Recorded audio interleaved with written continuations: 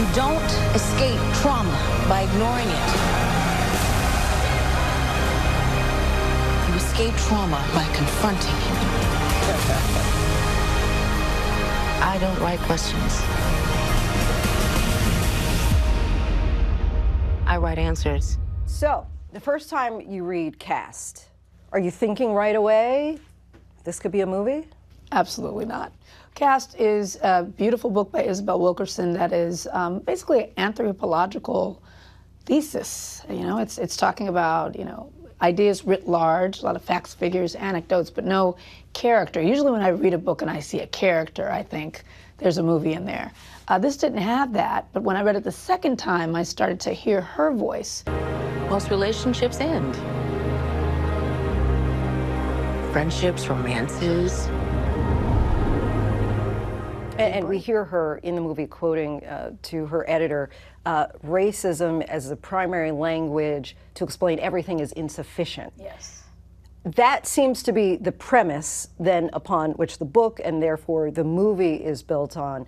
How did you go about taking that theme and turning it into a movie?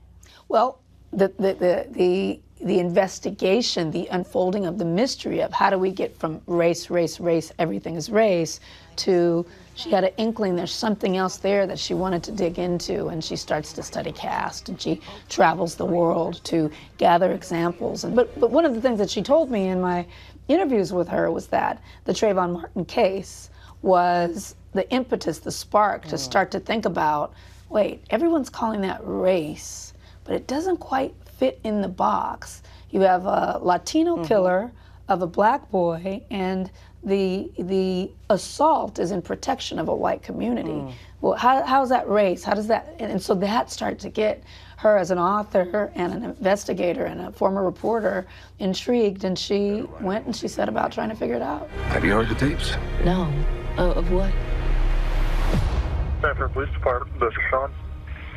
Hey, we've had some break-ins in my neighborhood, and there's a real suspicious guy. Looks like he's up to no good or something. Doing it without a studio, do you think you've created this new pathway? Well, you know, independent filmmaking it has a long legacy, but for me, in terms of the way we raise the money, we raise the money through philanthropic organizations, through nonprofits that have the same mission as the movie, which is, you know, justice and dignity for all and to fight for our freedoms. And so instead of going to a studio to create the budget, we went to these organizations and said, would you ever be interested in doing a film?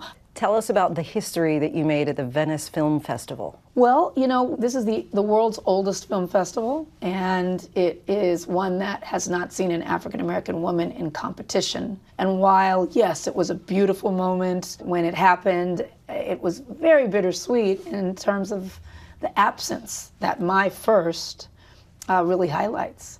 That in the world's oldest film festival, that in 2023 was the first time it was deemed, I don't know, worthy to have an African-American woman in competition, which is ridiculous. Still 2024, still experiencing firsts. I mean, it's a lot. It's a lot.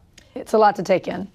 I've heard you talk about your relationship with Ingenue for this as the most intellectually rigorous actor collaboration. How so? Well, Ingenue Ellis Taylor's mind is a brilliant one, and she also is fearless, and we had a relationship in which we were very open with one another in terms of what we both needed. And so there were times where she said, you know, this line I don't quite get. And usually as a director I'll say, this is what it means. And okay, I got it, I'll figure it out. She said, yeah, I still don't get it.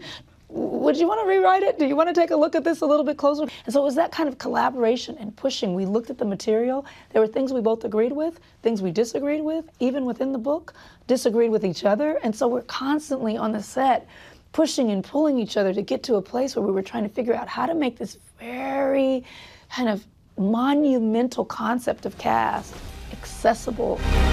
I want to be in the story. Really inside the story. What does it mean to get that Oscar buzz or not for a project that you know is great? I had to grapple with myself as to how I feel about that. and had to really put my work in its proper place and understand for myself what matters to me. And so it's been an illuminating time for me to kind of check myself. Time will tell. And so I believe that this film will be one that lasts, and that makes me really proud. Our thanks to Linsey. Origin is in theaters now, and the Oscar nominations will be announced next Tuesday morning live on GMA. Hi, everyone. George Stephanopoulos here. Thanks for checking out the ABC News YouTube channel. If you'd like to get more videos, show highlights, and watch live event coverage, click on the right over here to subscribe to our channel. And don't forget to download the ABC News app for breaking news alerts. Thanks for watching.